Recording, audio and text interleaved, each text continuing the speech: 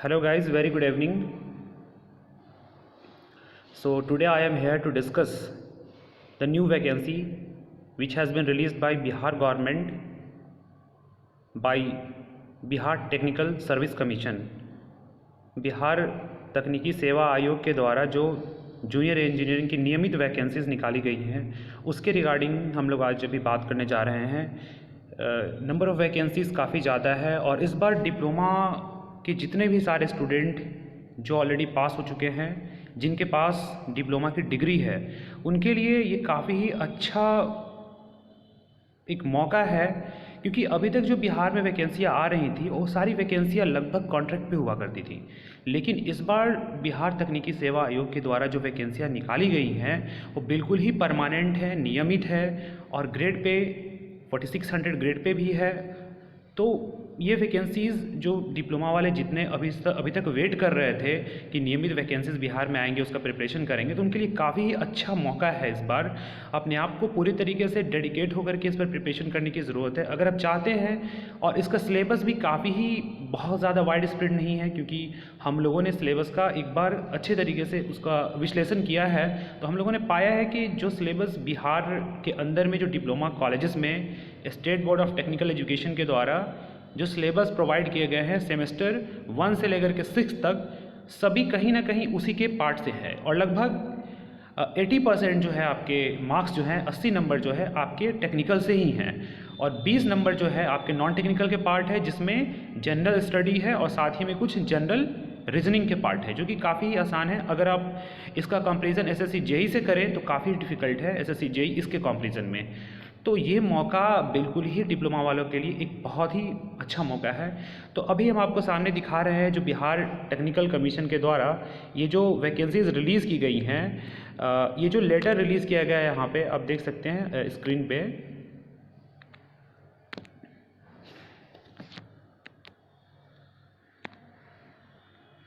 ये जो letter release किया गया है 25/4 को रिलीज़ किया गया है, जैसे कि आपको यहाँ पे स्क्रीन पे दिख रहा होगा। और यहाँ पे देख रहे होंगे आप, रेफरेंस नंबर भी दिखाया गया है। यहाँ पे प्रेषक है प्रभारी सचिव बिहार तकनीकी सेवा आयोग पटना, ठीक है। और यहाँ पे देखिए किस किस डिपार्टमेंट में वैकेंसियाँ रिलीज़ की गई हैं। तो आप यहाँ देखते हैं कि जो वैकेंसियाँ रिलीज़ की गई हैं, पथ निर्माण विभाग बिहार सरकार, ग्रामीण कार्य विभाग, भवन निर्माण विभाग, जल संसाधन विभाग, लघु जल संसाधन विभाग, योजना एवं विकास विभाग, लोक स्वास्थ्य अभियंत्रण विभाग, नगर विकास एवं आवास विभाग। कुल इतने डिपार्टमेंट में बिहार टेक्निकल सर्विस कमीशन के द्वारा वैकेंसियाँ रिलीज़ की गई हैं। अब यहाँ पे देखेंगे आप, यहाँ पे है, देख सकते हैं यहाँ पे कनीय अभियंता असैनिक के पदों पर नियुक्ति हेतु तैयार किए गए विज्ञापन प्रारूप पर सहमति मंतव्य के संबंध में। इतना डिटेल्स नोटिफिकेशन पढ़ने की ज़रूरत नहीं है, हम लोग इसमें जो डिटेल्स जो मेन इंपॉर्टेंट बात है उस चीज़ पे यहाँ पे डिस्कस करेंगे, ठीक है। तो अभी आप देखेंगे यहाँ पे आप देख सकते हैं, यहाँ पे साफ साफ लिखा हुआ है कनीय अभियंता असैनिक के पद पर नियमित नियुक्ति हेतु विज्ञापन, नियमित, नॉट कॉन्ट्रैक्ट। अभी तक जो बिहार में वैकेंसी आ रही थी डिफरेंट डिपार्टमेंट्स के अंदर में, चाहे वो आरसीडी हो, बीसीडी हो या फिर कोई और डिपार्टमेंट हो, योजना एवं विकास विभाग हो, ग्रामीण विकास विभाग हो, उन सारे में अभी तक जो वैकेंसियाँ लास्ट कुछ सालों से आ रही थी वो सब कॉन्ट्रैक्ट बेसिस पे था। लेकिन इस बार जो वैकेंसियाँ रिलीज़ की गई हैं वो बिल्कुल ही नियमित है, ठीक है। अगर आप इसका देखना चाहेंगे अगर वेतनमान क्या है इस वैकेंसीज़ का, तो यहाँ पे वेतनमान आप देख सकते हैं। इस वैकेंसीज़ का वेतनमान है 9300 से 34,800 और ग्रेड पे है 4600। वेतन लेवल जो है, जो सैलरी लेवल है 7 है, पे कमीशन का जो लेवल है वो 7 है। और एक चीज़ जो बहुत इंपॉर्टेंट ये जानना होगा आप लोगों को कि इस वैकेंसीज़ के अंदर वही लोग अप्लाई कर सकते हैं जो यहाँ पे जिन्होंने डिप्लोमा में अपना डिग्री ले रखा है सिविल इंजीनियरिंग के अंतर्गत। सिविल इंजीनियरिंग में आपको डिप्लोमा होना चाहिए, तभी आप इस फॉर्म को फिल कर सकते हैं। बीटेक अलाउड नहीं है, यहाँ पे साफ साफ लिखा हुआ है बीटेक अलाउड नहीं है। सिर्फ और सिर्फ यहाँ पे जो डिप्लोमाधारी स्टूडेंट है वही इस फॉर्म को फिल कर सकते हैं। तो ये सारे नोटिफिकेशन लिखा गया है, मैंने इसे पढ़ा है काफ़ी डिटेल्स में। तो ये सब जो कंक्लूज़न इसका यही है कि आपको बिहार सरकार या फिर किसी भी अदर स्टेट के किसी भी मान्यता प्राप्त एआईसीटी से अप्रूव्ड कॉलेज से आपको डिप्लोमा सिविल इंजीनियरिंग के अंतर्गत होना चाहिए।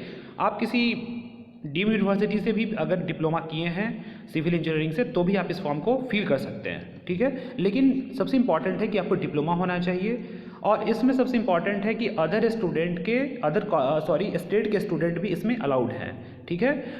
बिहार के जो पढ़े हुए स्टूडेंट हैं वो भी अलाउड है, मतलब ओपन टू ऑल भी है, और बिहार के जो स्टूडेंट हैं उनके लिए कुछ सीटें रिजर्व भी रखी गई हैं।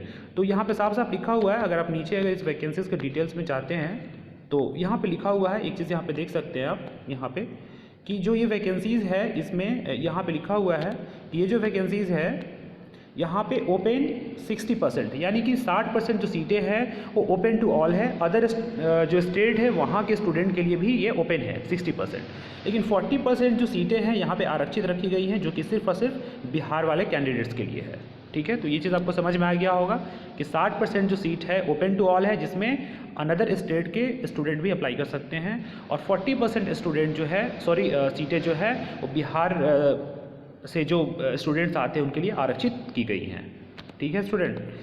अब देखिए कुछ और भी बात जो इससे इंपॉर्टेंट है मैं बताना चाहता हूँ आपको। ये डिपार्टमेंट वाइज वैकेंसीज़ का डिटेल यहाँ पे दिया गया है, उतना सारा हम लोग अभी नहीं देखेंगे। सिर्फ मेन जो है कि टोटल वैकेंसी कितनी है वो आपको मैं बताता हूँ एक बार, ठीक है। जो टोटल अगर वैकेंसीज़ की अगर बात करते हैं तो 6,988 वैकेंसीज़ यहाँ पे टोटल रिलीज़ की गई हैं ऑलमोस्ट, है ना। 6,988 ये वैकेंसी, जो कि नंबर में काफ़ी बड़ी वैकेंसीज़ है। अगर आप अदर स्टेट की और भी वैकेंसीज़ की अगर बात करें या फिर जो और वैकेंसीज़ आ रही हैं उसके कंपेरिजन में ये वैकेंसीज़ काफ़ी ज़्यादा है।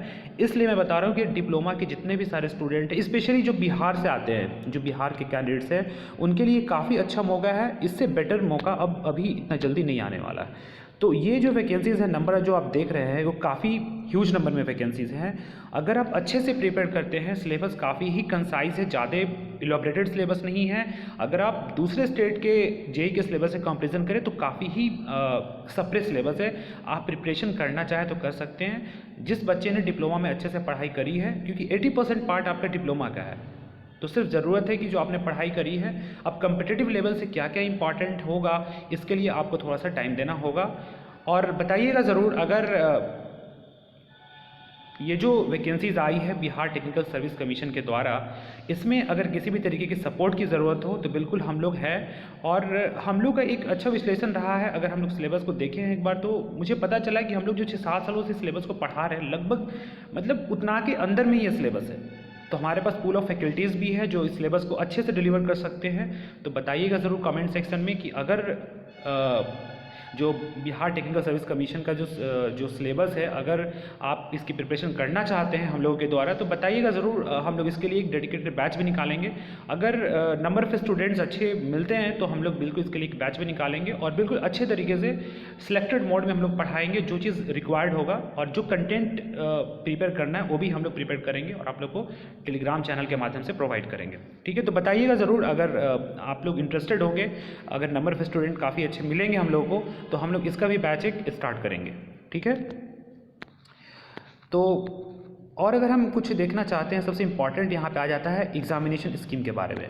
बाकी की चीज़ें तो आप यूट्यूब के माध्यम से या और जगहों से देख ही लेंगे, आपको समझ में आ भी जाएगा। लेकिन कुछ चीज़ें जो इम्पॉर्टेंट यहाँ पे एग्जामिनेशन स्कीम है, तो एग्जामिनेशन स्कीम मैं एक बार आपको बताता हूँ कि क्या है, कितने मार्क्स के एग्जाम्स होंगे, किस तरीके से होंगे, क्योंकि मेन इंपॉर्टेंट चीज़ यही है। बाकी तो फॉर्म कैसे फिलअप करना है और सारी चीज़ें क्या है वो तो आप कर ही लोगे, ठीक है। लेकिन मेन किस तरीके से जो सिलेक्शन प्रोसेस है ये क्या होगा, ये जानना बहुत ज़रूरी है आपको। देखिए परीक्षा का जो यहाँ पे संरचना है, जो स्ट्रक्चर है, यहाँ पे आप देख सकते हैं ये जो परीक्षा का संरचना है, देखिए यहाँ पे 100 प्रश्न होंगे। टोटल कितने प्रश्न होंगे? 100 प्रश्न होंगे, जिसमें अगर हम देखें 80 प्रश्न जो है कार्यक्षेत्र के ज्ञान से होंगे। कार्यक्षेत्र मतलब सिविल इंजीनियरिंग से होंगे। कहाँ से होंगे? सिविल इंजीनियरिंग से।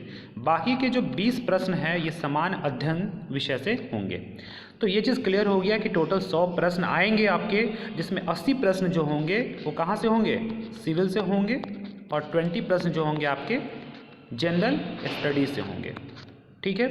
तो ये काफ़ी ही कंसाइज सिलेबस है। अगर अदर स्टेट के सिलेबस को उठा के देखें या एसएससी जेईई के सिलेबस को उठा के देखें तो फिर उसके कंपैरिजन में काफ़ी ही सिलेबस आसान है। आप लोग अगर इसको प्रिपरेशन अच्छे से करें, मेहनत करके करें, टारगेटेड करें तो बिल्कुल आप इसको क्रैक कर सकते हैं। और नंबर ऑफ वैकेंसीज काफ़ी ज़्यादा है, तो ये भी आपको ध्यान में रखना है।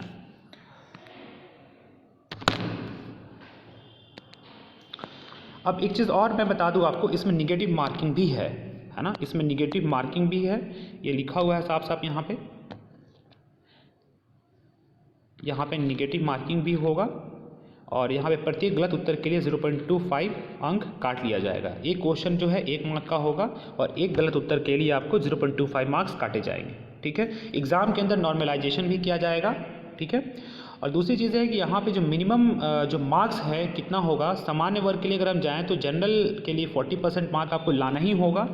अगर ओबीसी के लिए जाए तो 36.5 मार्क्स है यहाँ पे, अगर ईबीसी के लिए जाए तो 34% मार्क्स है, और अनुसूचित जाति और अनुसूचित जनजाति यानी SC/ST के लिए जाए और दिव्यांग महिलाओं के लिए जाए तो 32% ये आरक्षित है।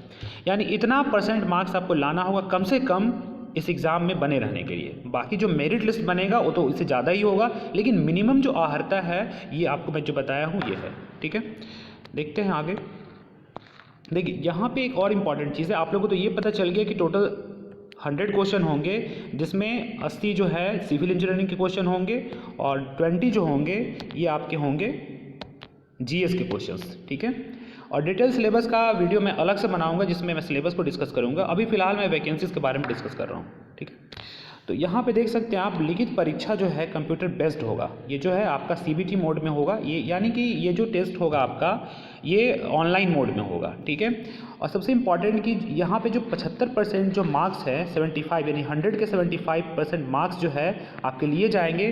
बाकी 25% मार्क्स जो हैं ये कनीय अभियंता जो ऑलरेडी वर्किंग में है, कॉन्ट्रैक्ट पे जो लोग काम कर रहे हैं कनीय अभियंता के रूप में, उनको प्रत्येक वर्ष कार्य के लिए 5 अंक दिए जाएंगे और मैक्सिमम 25 अंक दिए जाएंगे, है ना। मतलब एक साल के लिए जो है उनको 5 नंबर मिलेगा और मैक्सिमम जो है उनको 25 मार्क्स दिए जाएंगे। कितने मार्क्स? 25 मार्क्स दिए जाएंगे, ठीक है। तो ये चीज़ आप समझिएगा, इंपॉर्टेंट है, ठीक है। पहला तो 100 नंबर का क्वेश्चन होगा जिसमें 80 और 20 आप समझ गए, 80 सिविल इंजीनियरिंग, 20 जो है GS, और उसमें भी 100 में भी 75% मार्क्स जो है ये लिखित परीक्षा के लिए होगा और 25% जो मार्क्स है ये रिजर्व होगा। किसके लिए? जो कनीय अभियंता ऑलरेडी बिहार सरकार के अंदर कॉन्ट्रैक्ट के रूप में वर्किंग है, उन्हें 1 साल के लिए 5 नंबर और मैक्सिमम 5 सालों के लिए 25 नंबर दिए जाएंगे, ठीक है। तो टोटल इस तरीके से जो मेरिट बनेगा वो 100 अंक में मेरिट बनेगा। कितने मेरिट बनेगा? 100 अंक में ये मेरिट बनेगा, ठीक है। तो देखिए आज मैं ये जो अभी डिस्कस कर रहा था स्टूडेंट, ये बेसिकली मैं ये बताना चाह रहा था कि ये जो वैकेंसीज़ है काफ़ी ह्यूज अमाउंट में है और ये वैकेंसीज़ जो लोग वेट कर रहे थे नियमित वैकेंसी का, है ना, कॉन्ट्रैक्ट पे तो आता ही था, लेकिन जो लोग नियमित वैकेंसी का इंतज़ार कर रहे थे और जिन्होंने डिप्लोमा कर रखा है उसके लिए काफ़ी ही अच्छा अपॉर्चुनिटी है, इसको जाने नहीं दे। इसके लिए आप लोग प्री प्लान्ड होकर तैयारी करें और इसमें हम लोग बिल्कुल आपके सपोर्ट में हैं। बताइएगा ज़रूर कि किस तरीके से हम लोग हेल्प कर सकते हैं। अगर आप लोगों ने सही सपोर्ट किया तो हमारे पास पूल ऑफ फैकल्टीज़ है और हम लोग बिल्कुल जो भी सिलेबस यहाँ पे हम लोग देख रहे हैं ऑलमोस्ट लगभग 6 से 7 सालों से हम लोग जानते हैं उस सिलेबस को और लगभग हम लोग उसका एक अच्छा कंटेंट हम लोग जो निचोड़ है उस सिलेबस का निकाल करके एक अच्छा हम लोग कंटेंट प्रिपेयर करेंगे और मैं यूट्यूब चैनल के माध्यम से या फिर टेलीग्राम चैनल के माध्यम से मैं उसे प्रोवाइड भी करूँगा और हम लोग इसे इसका एक लेक्चर भी हम लोग प्रोवाइड करेंगे। जैसे जैसे जो लेक्चर्स जैसे जैसे जो सिलेबस है एक एक करके हम लेक्चर भी प्रोवाइड करेंगे आपको और गूगल मीट के द्वारा जो डाउट क्लियरिंग सेशन उसको भी रखा जाएगा। लेकिन इसके लिए आप लोगों की सपोर्ट की ज़रूरत होगी, तो बताइएगा ज़रूर कि कितने सारे स्टूडेंट इंटरेस्टेड हैं इसके लिए, क्योंकि देखिए आप एग्ज़ाम जब आ जाएगा तब तैयारी स्टार्ट करेंगे तब आपका बहुत मुश्किल है होना, लेकिन अभी एग्ज़ाम के काफ़ी अच्छे समय बचे हुए हैं। तो अभी ज़रूरत है कि अभी से आप प्री प्लान होकर तैयारी करें और इसके लिए ज़रूरत होगा आपको एक सही गाइडलाइन का, ठीक है। तो हम लोग बिल्कुल भी आपके सपोर्ट में हैं। बताइएगा ज़रूर कि किस तरीके से हम लोग आपका हेल्प कर सकते हैं कमेंट सेक्शन में। So thank you student for watching my video. So kindly share this video to all the needy students so that student can get benefited from this video. So thank you everyone for watching this session. God bless you all.